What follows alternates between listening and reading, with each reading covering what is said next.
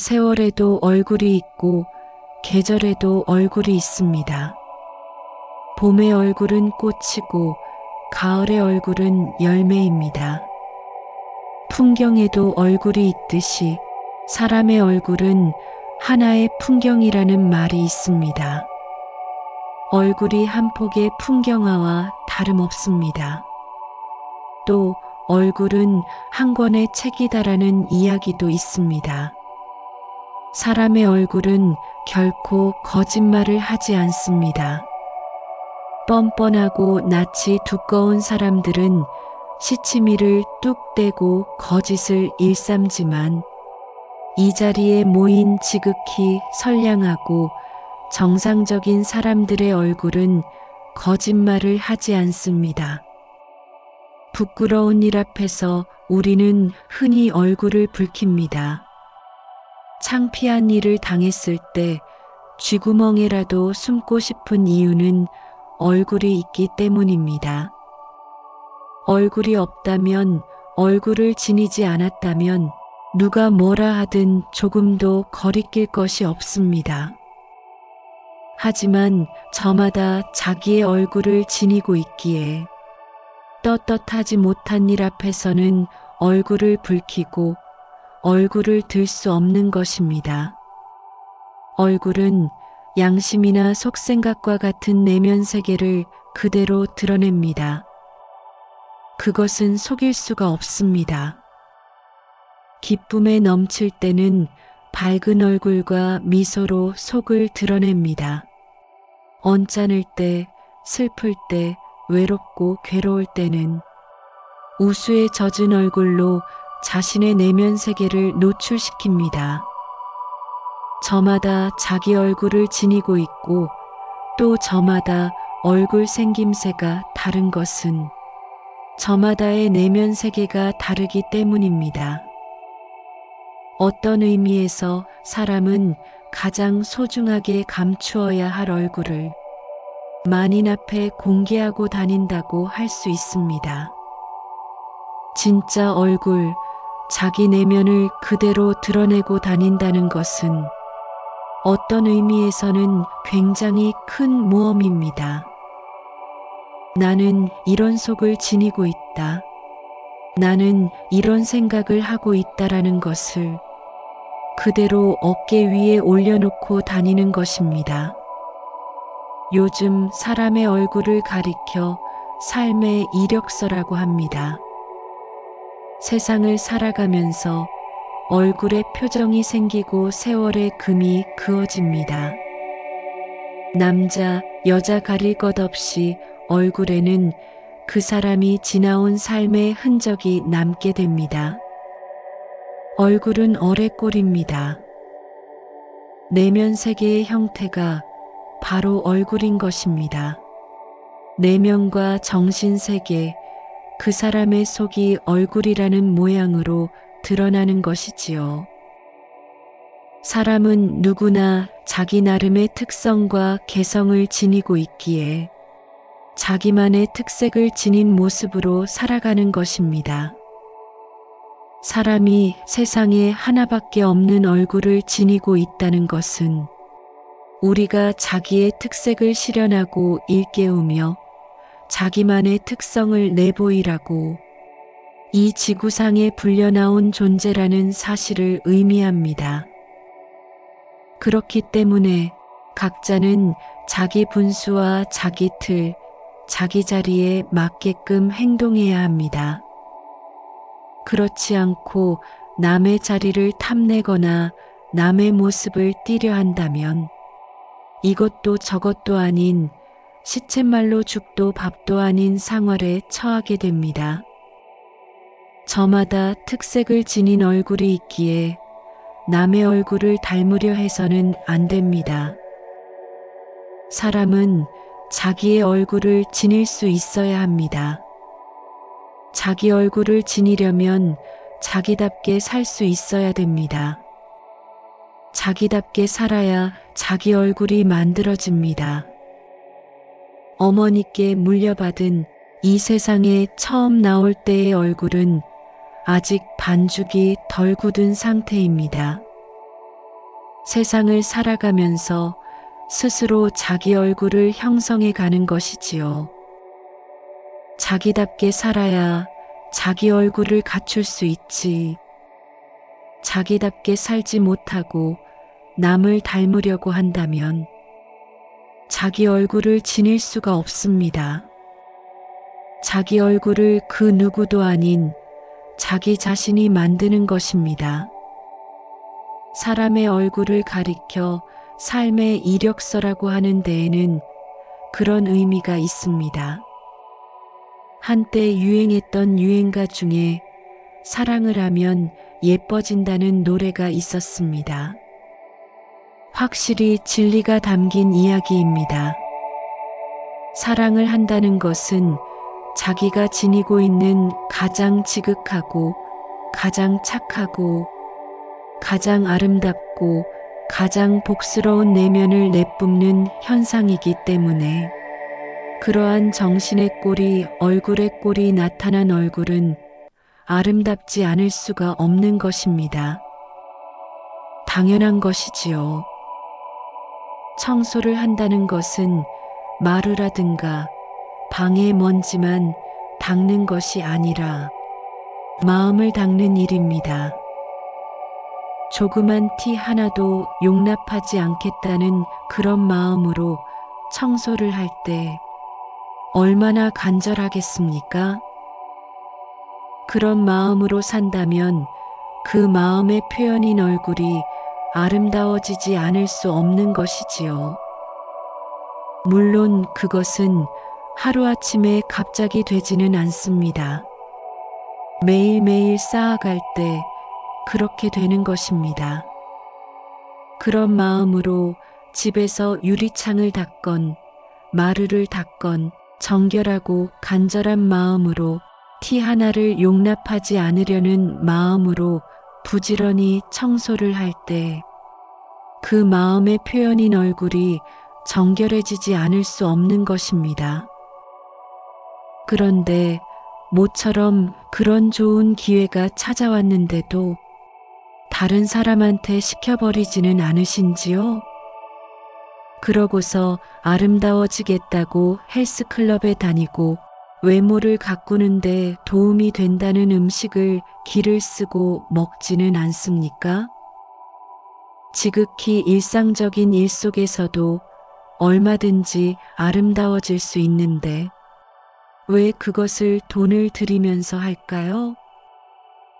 사람의 얼굴은 자비와 사랑으로 채워지지 않으면 추해지기 마련입니다. 그것은 누구나 마찬가지입니다. 사람 또한 동물입니다. 동물적인 속성이 누구에게나 있습니다. 그럼에도 불구하고 집안 식구를 보살피고 친구를 위하는 자비심과 사랑의 마음으로 사람은 순간순간 자기의 얼굴을 만들어가는 것입니다. 만약 사랑이 깃들지 않는다면 사람의 얼굴은 단순한 하나의 소재에 지나지 않습니다. 사랑스럽고 덕스러우며 희생적인 행을 통해서 자기다운 얼굴을 갖추게 되는 겁니다. 예술가들이, 특히 조각가들이 흔히 하는 얘기가 있습니다. 그들은 돌덩어리나 소재에 아름다움을 쪼아 넣는 게 아니라고 말합니다. 소재가 지니고 있는, 돌이 지니고 있는 아름다움을 하나하나 쪼아서 캐내는 거라고 합니다. 돌에 아름다움을 칠하고 바르고 갖다 붙이는 것이 아니라 그 돌덩어리가 지니고 있는 아름다움을 캐내는 것입니다. 우리도 마찬가지입니다. 우리가 서로를 길들이지 전까지는 아무 상관도 없는 사람들입니다. 그런데 오가며 인사도 하다 보니 표정이 없던 얼굴에 미소가 피어나고 또 친절이 피어납니다. 그렇게 함으로써 좋은 친구가 되고 이웃이 되는 것입니다. 관심을 갖지 않을 때 사람의 외모는 하나의 소재에 지나지 않지만 관심을 가지고 지극히 사랑하면 속에 감추어져 있는 보석을 캐낼 수 있습니다. 그렇다면 어떻게 해야 자기다운 얼굴을 만들 수 있는 것일까요? 물론 직업에 따라서는 화장을 짙게 하고 눈썹을 과장해야 하는 경우도 있을 것입니다. 도시에 올수록 더욱 그렇습니다. 도시의 강렬한 빛깔과 어지러운 네온사인 혼잡과 소음, 그 혼돈 속에서 또 도시의 화려함 속에서 자신을 강조하고 싶고 과시하고 싶은 마음이 강해지는 것입니다. 하지만 화장을 진하게 하다 보면 중독되지 않습니까? 자꾸 더 진하게 해야 하고 그렇지 않으면 성에 차지 않습니다. 과장하고 남용하면 본래의 아름다움이 소멸됩니다. 아름다운 것은 좋습니다. 화장도 해야 됩니다. 다만 조화를 갖추어야 좋은 것이지 지나치면 알맹이 없이 빈 껍데기만 돌아다니는 격입니다. 살 빼는 학원도 다니고 좋다는 음식도 먹을 수 있습니다. 하지만 진짜 아름다워지려면, 진짜 선한 얼굴을 지니려면, 자기 얼굴을 지니려면 영혼을 맑고 아름답게 가꿀 수 있어야 합니다. 얼굴이란 무엇입니까? 얼의 꼴입니다. 얼을 아름답게 가꾸면 내가 원했건 원하지 않았건 저절로 아름다움이 드러나기 마련입니다. 우리에게 웃음과 눈물이 있다는 것은 그 자체가 하나의 구원입니다. 몹시 괴롭고 슬플 때 울 수 없다면 사람은 미칩니다. 울고 싶을 때 울 수 있고 웃고 싶을 때 웃을 수 있어야 합니다. 눈물과 웃음은 얼굴에 환기작용을 합니다. 늘 찌푸리고 있거나 무표정하게 있다면 곁에 있는 사람까지 징그럽게 만들 것입니다. 물론 세상을 살아가면서 좋은 일만 있는 건 아닙니다. 언짢은 일도 있고 참기 어려운 일도 있기 마련인 것이 사람의 구조입니다. 그것을 그때그때 민감한 신호처럼 얼굴에 나타낼 때 얼굴이 굳어져 버리는 것입니다. 역사상 독재자들의 얼굴은 하나같이 웃음기라곤 없이 잔뜩 찌푸리고 있습니다. 언제, 어디서, 누가 자기를 해칠지 몰라 늘 불안하고 전전긍긍하기 때문입니다. 우리는 이들만큼의 어려움은 겪지 않을 수 있습니다. 물론 인내가 필요하지만 그런 일들을 극복할 수 있어야 합니다. 온화하고 잔잔한 미소를 볼 때 얼마나 신선합니까? 그렇게 이웃에게 신선감을 주는 것입니다. 같은 값이라면 그렇게 신선한 모습을 보이도록 노력해야 합니다. 반면 맑은 영혼이 빠져나가 혼이 없는 얼굴은 빈 껍데기에 불과합니다. 맑은 영혼이 깃들지 않은 미모는 마치 유리로 만든 눈과 같으니 이로 어찌 사물을 판별하겠습니까? 다시 한번 말씀드리지만 얼굴이란 얼의 꼴입니다.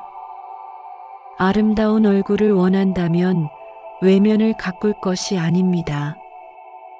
도리어 영혼을 맑고 아름답게 가꾸어야 하는 것입니다. 영혼을 아름답게 가꾸려면 맑은 생활 습관을 익혀야 됩니다. 정리정돈을 잘하십시오. 생활 습관도 습관이지만 주변 환경에서 정신 상태가 그대로 드러나는 겁니다. 이틀이 됐건 사흘이 됐건 집을 비우고 나올 때 휴지통을 늘 비우세요. 집을 떠났다가 다시 돌아가지 못했을 때 그 나머지 물건들로 인해 추한 꼴을 보이지 않을 수 있습니다.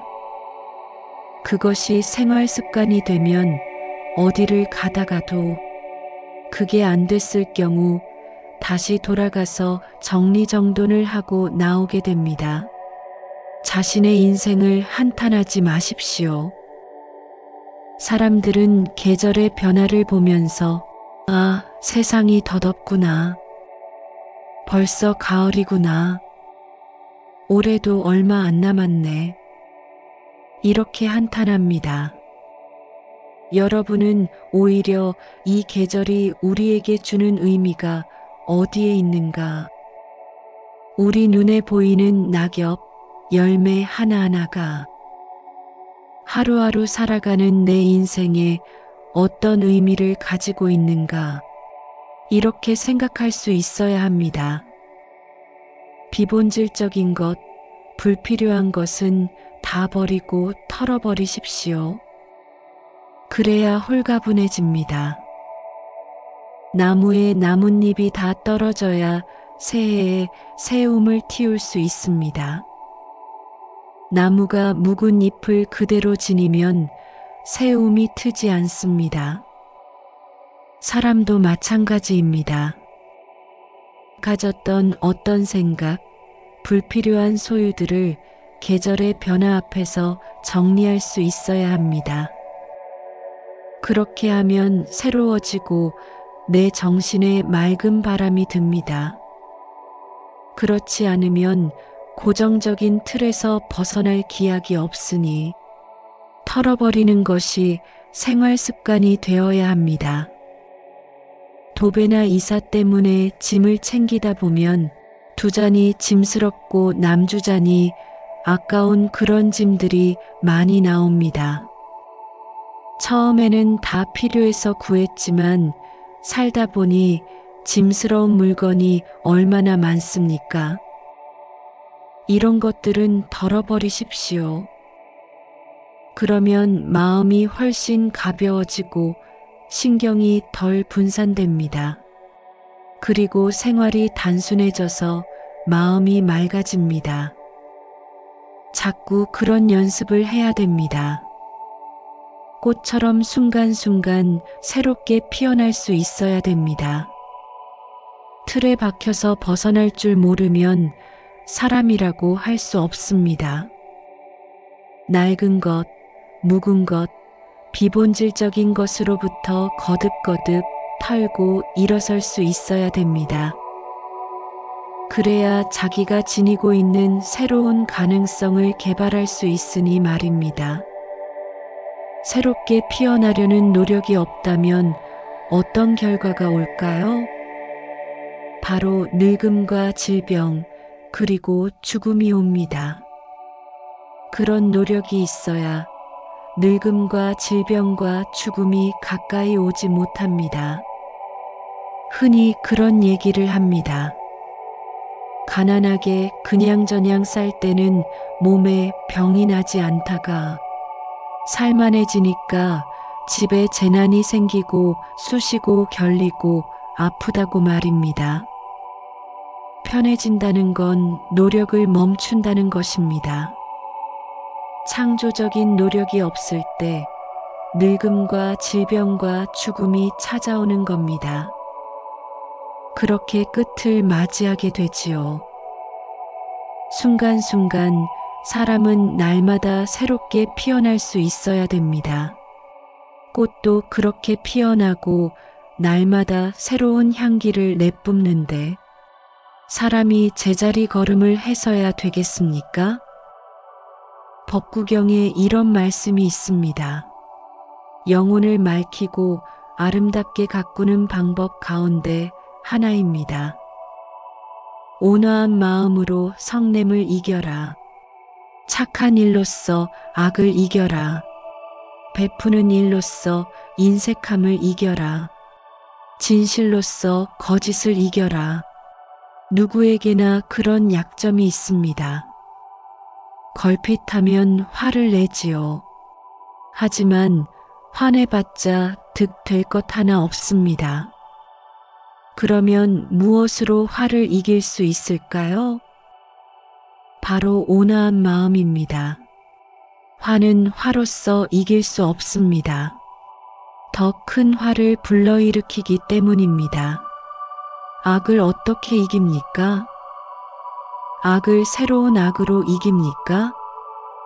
안 됩니다. 그러면 더 큰 악이 자꾸 불어납니다. 악은 선으로서 이기는 겁니다. 착한 일로 이기는 것입니다. 억울한 일을 당하더라도 분해하지 마십시오. 시간이 지나면 다 해소됩니다. 적어도 겉은 상처를 입더라도 속까지 입지는 마십시오. 그건 큰 손해입니다. 살다 보면 겉은 상처를 입게 마련이고 본의 아니게 남에게 상처를 입히기도 합니다. 그러나 속까지 상처를 입혀서는 안 되고 내 속도 상처를 입어서는 안 됩니다. 착한 일로서 악을 이겨야지. 새로운 악으로 묵은 악을 극복할 수는 없는 것입니다. 또 우리에게는 누구나 인색한 요소가 있습니다. 남에게 무엇을 주면서 줄지 말지, 이것을 주면 저쪽에서 고마워할지 아닐지, 이런 것을 따지지 마련이지요. 베풀 때는 선뜻 내줌으로써 그런 마음에서 벗어나는 겁니다. 또 거짓을 어떻게 이길 수 있습니까? 거짓을 거짓으로 대하면 새로운 거짓이 자꾸 생겨납니다. 거짓은 진실로서 이기는 겁니다. 누가 되지도 않는 소리, 듣기 싫은 소리를 할 때 거기에 동요되면 속까지 흐려지는 것입니다. 남이 나를 어떻게 이해합니까? 또 내가 어떻게 남을 다 이해할 수 있습니까? 절대 그럴 수 없습니다. 그러니 누군가에게 듣기 싫은 소리를 듣더라도 거기에 파르르 타서 제가 되지 마십시오. 내가 지금까지 남한테 듣기 싫은 소리를 많이 한 탓에 듣기 싫은 소리 한번 들어보아라 하고 울려오는 메아리구나. 이렇게 생각해야 됩니다. 무량수경에는 이런 부처님 법문이 나옵니다. 항상 온화한 얼굴과 부드러운 말로써 대해야 한다. 우리가 이웃을 대할 때, 세상을 살아갈 때 항상 온화한 얼굴과 사랑스럽고 부드러운 말로써 대해야 합니다.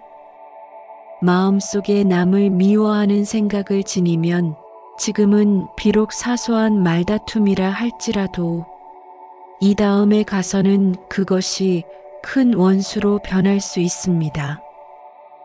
왜냐하면 당장에는 충돌이 일어나지 않는다 할지라도 마음속으로는 깊은 원한을 품게 되기 때문입니다.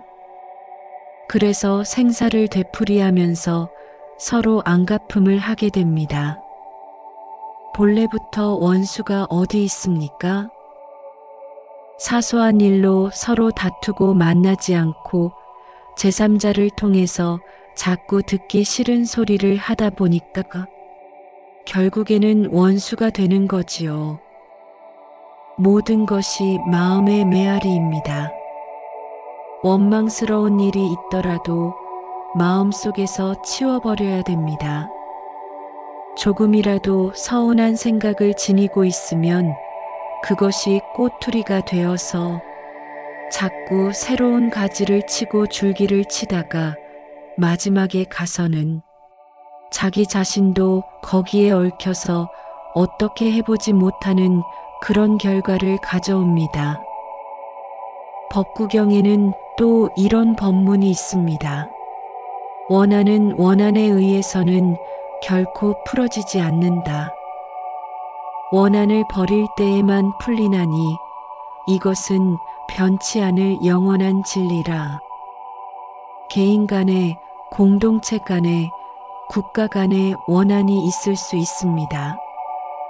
하지만 원한을 원한으로 갚지 마십시오. 그것은 더 큰 원한을 불러일으킵니다. 그런 생각을 버리라는 것입니다.